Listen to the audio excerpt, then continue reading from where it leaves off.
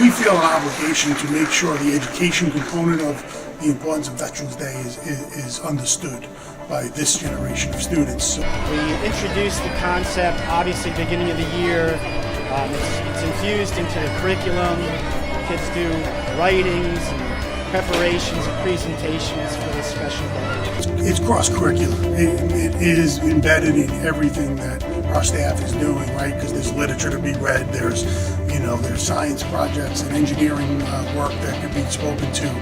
Certainly social studies and civics that exist so naturally is there. Not only today, but leading up to this presentation, I'm hoping that the kids are telling their parents at home what's going on at school. The parents have a true understanding about not only are we teaching reading, writing, social studies.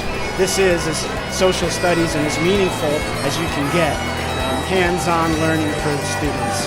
And that's the way it should be.